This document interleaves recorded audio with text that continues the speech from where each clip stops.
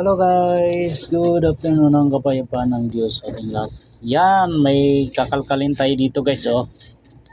Ano to, Midea na full DC full DC inverter.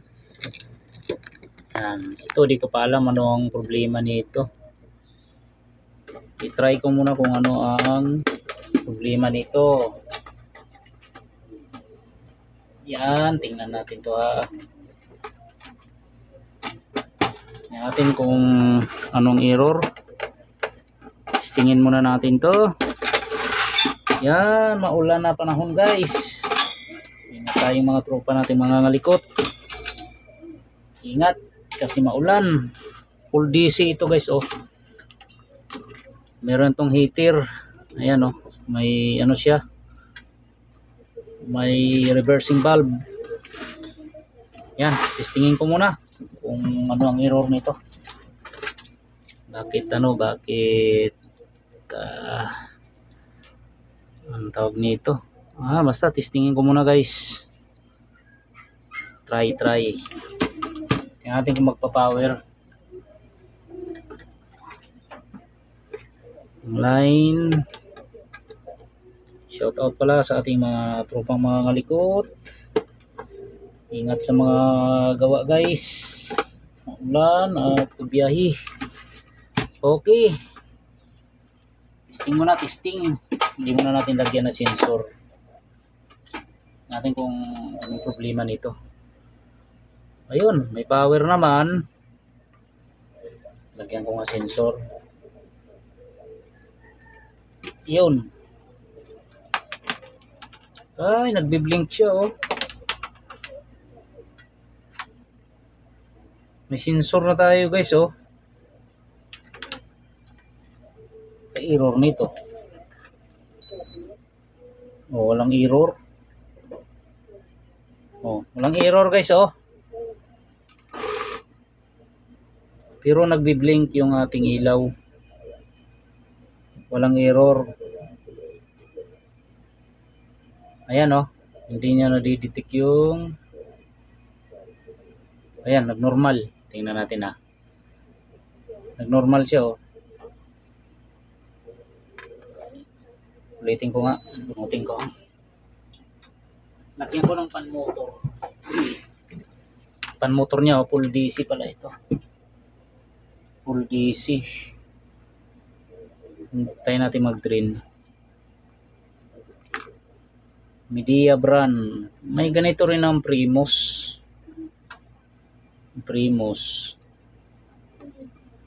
Yan, tingnan natin na. Nilagyan ko na ng pan motor. Tingnan natin ito.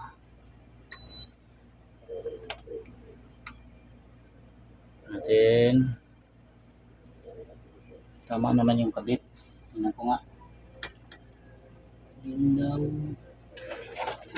Dilaw blue. Dilaw line, neutral. Signal ng ating. Subukan natin tanggalin to kung mag-error siya guys. Yan. Yun, gumagana naman. Okay ang kanyang signal. Nadidetect ng ating indoor. Ayan. Tingnan natin kung anong problema nito. Baka PO to. Kaya P4. Tingnan natin ha. Hintayin natin mag ano yan.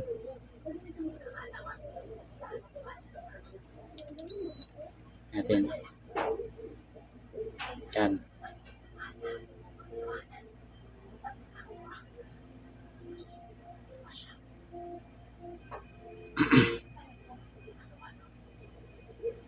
Gumana na yung ating outdoor fan.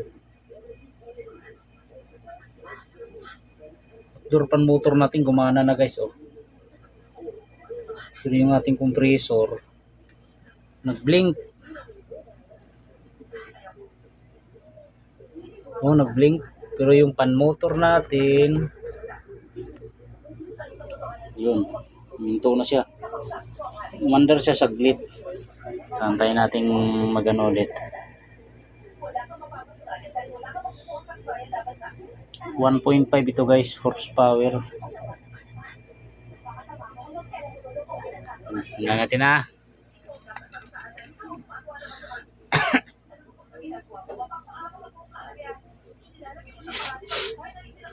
Kaya natin ano.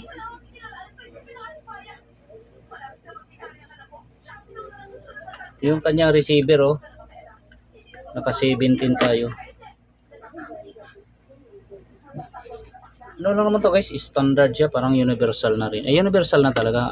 Pareho siya ng Ulin, Opel, mga Carrier, mga Boston B, ID. Yan, pare-pareho yan. Pareho lang ang ano nila, ang board, universal. So, tingnan natin to. Normal naman yung blink niya oh. Hintayin nating mandar ulit. Siguro ano to guys, error nito. Baka PO. PO kaya P4.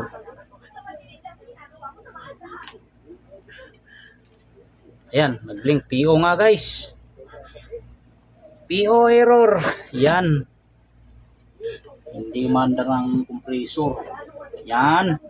PO guys, alam na natin. Marami na tayong ano nito na i-video. Kaya alam na yung mga ano natin dito, tropa natin. Sa mga bago pa lang makakita ng ganitong error. Ito, tingnan nyo to guys kung ano yung papalitan natin. Yan, tingnan natin ha. Okay.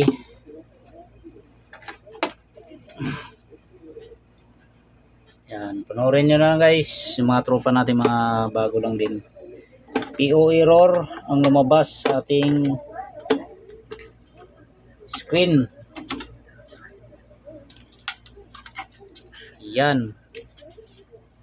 PO, nandito ang problema niyan sa IPM natin, module. Tanggalin ko muna to. PO, purchase order.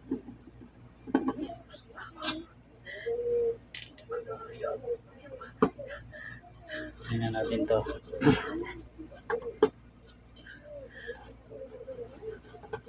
Marami na akong ginawang ganitong board na PO.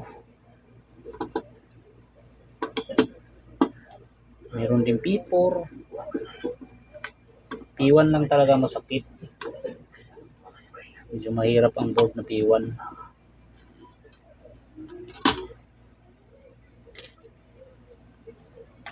Yan.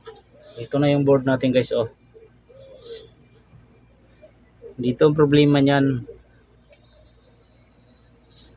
Sa mga board na PO error. Tanggalin natin to. Yan.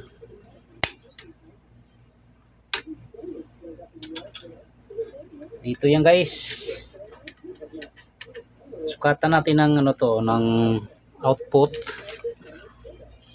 Sukatan muna natin ng voltahe ito kung meron siyang supply sa IPM. Yan. Kung tingnan natin kung tama yung output niya. Madalas kasi ito pagka PO walang output. Kaya nagpi-PO siya. Tingnan natin ha.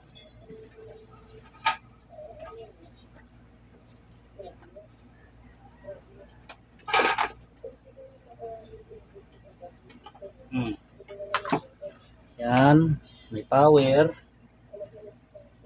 Tingnan natin yung output niya, yung DC. Kung meron, pwede naman dito, pwedeng ground. Tingnan natin guys. Yan o, ang ano niya lang o, 7.7 volts. Pero dito sa baba meron yan, may 5 volts to dito. Dito yata sa pangatlo. O dito.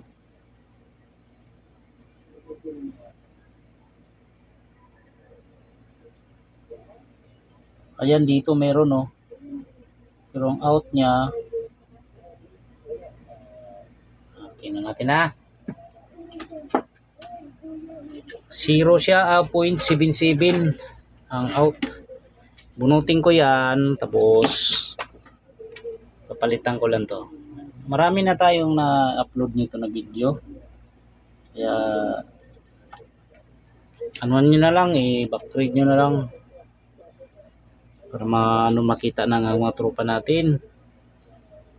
PO error ito guys, PO. Madali na lang to.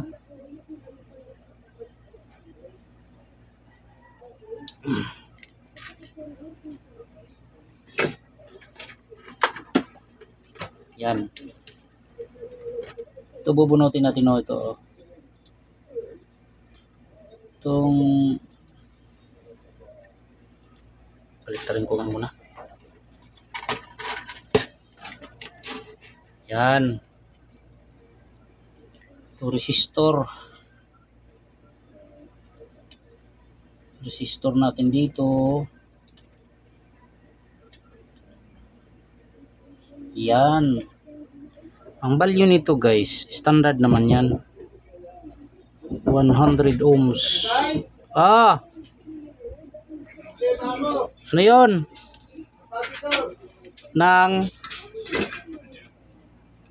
meron ka na ito? ano yan? Ay, wala ako niyan. Wala ka na ito.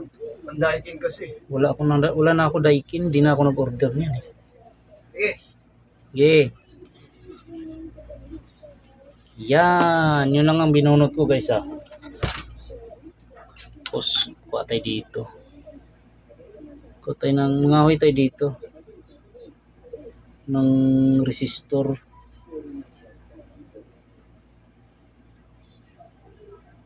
Ito, 100 ohms. Goods pa naman to. Ito, 100. Yan. 100 ohms.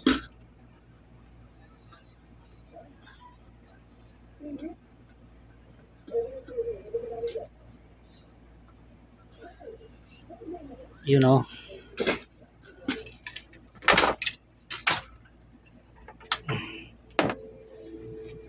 Eh, nalaglag pa yung sensor. Yan. Ito yung ipalit natin.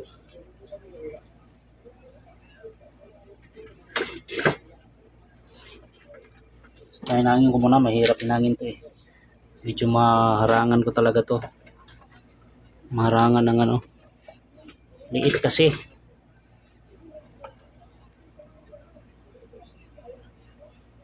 Diyan na muna.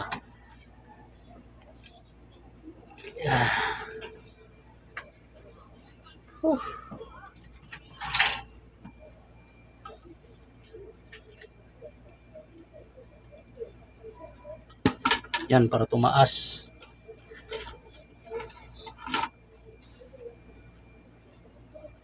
Baba ng ating mesa. Ang tigas nito, ano ba ito? Yan. Tingnan natin guys ha.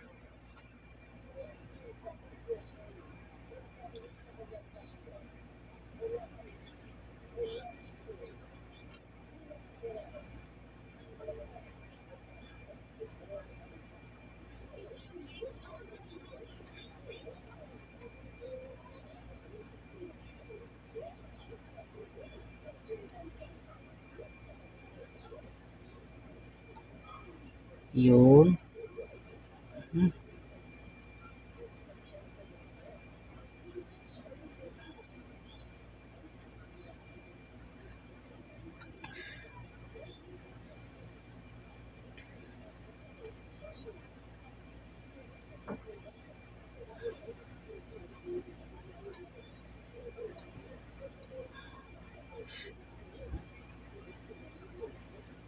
Ang liit. Liit ng ano.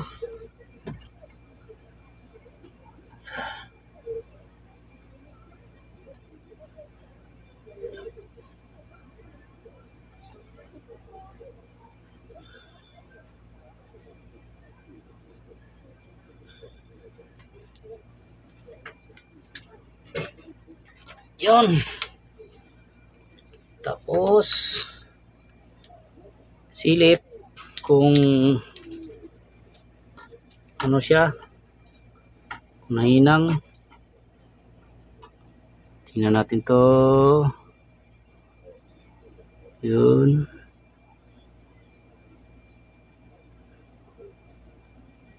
Dumikit naman. Kabila.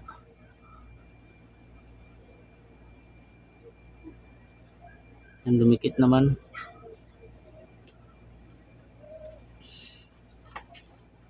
Tingnan natin to.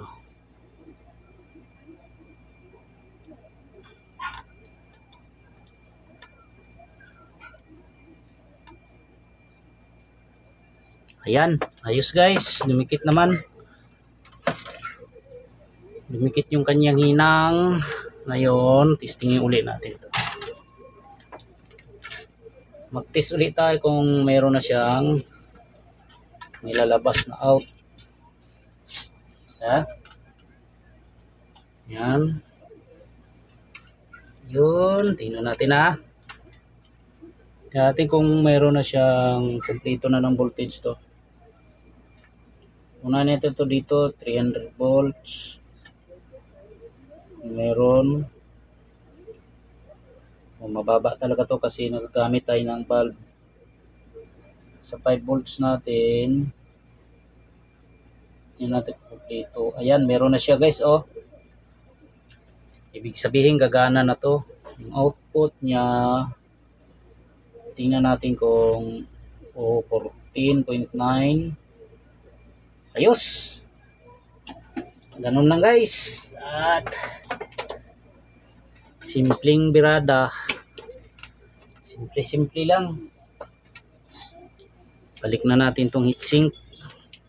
Sureball na to, na-under na to. Kaya ibalik na natin tong heatsink.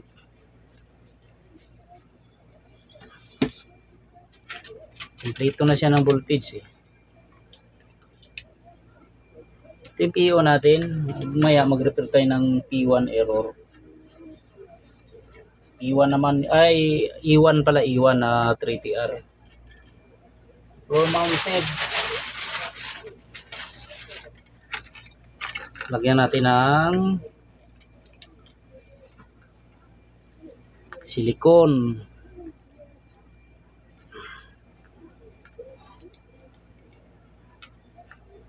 Yun.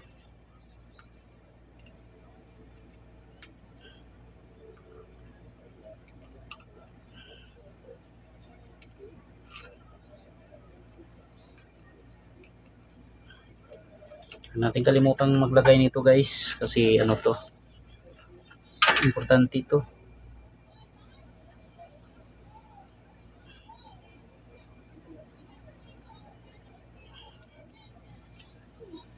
Ayos.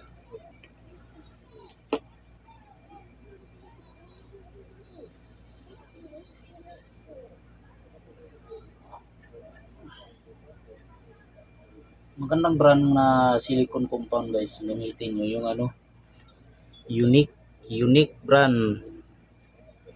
Yan ang ginagamit ko. Ano siya, kulay puti.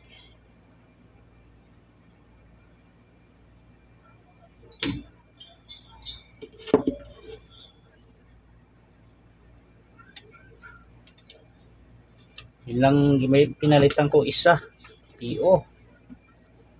Testingin ko to, pero ano to, gagana na to sigurado. Kasi may output na siya eh.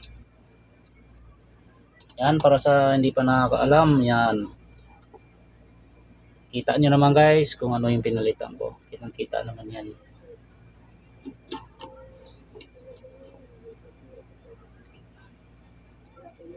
Madalas yan guys, PO. Yung parts na yon. Ang resistor na 100 ohms. Ang problema kung wala kang pamalit na parts, hindi mo rin marirepair. Kaya magtabi na kayo ng mga board na mga sira. Yun yung kahuyan nyo. So guys, yan, i-ano ko muna to. Sigurado na mga under to eh. May nag-PO kanina eh.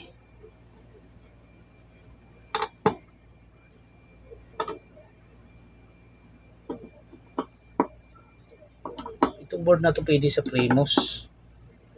Primus na kulin.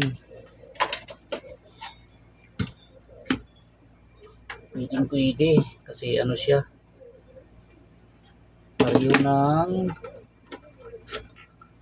pareho sila DC, tapos meron siyang reversing valve.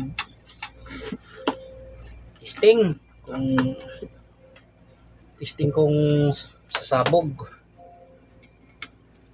Yun ang pan-motor natin. Motor.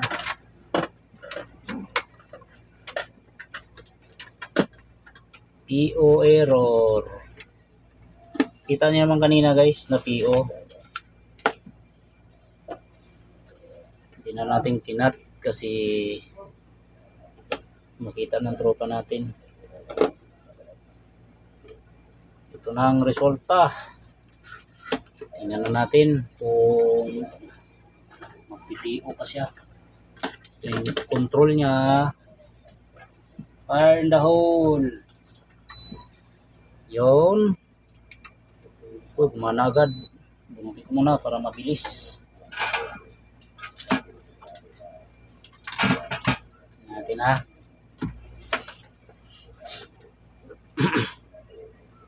Hintayin natin mag-drain. Tapos saksak ulit. Okay. Patay ng relay. Saksak natin to. Ito yung outdoor niya oh. Pan motor. Tingnan natin kung gagana.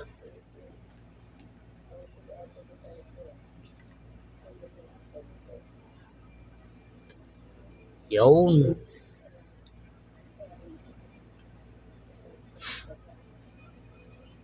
Hintayin natin kung iikot to.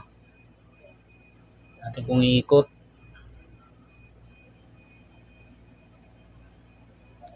Full DC na ito. Media. Pwede naman palitan ng easy to. Kaso nga lang, magpalit kayo ng pan-motor. Pag wala kayong makitang ganitong board.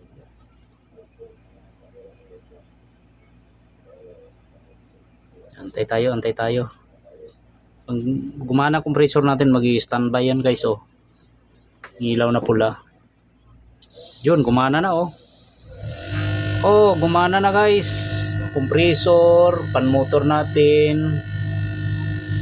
Successful guys ang pag-repair. Ayos. Oh. Gumana na oh. Ayos. Sambahan guys. Salamat sa Diyos. Ang bigas-bigas. Yan. Pang ulam-ulam. Ayos.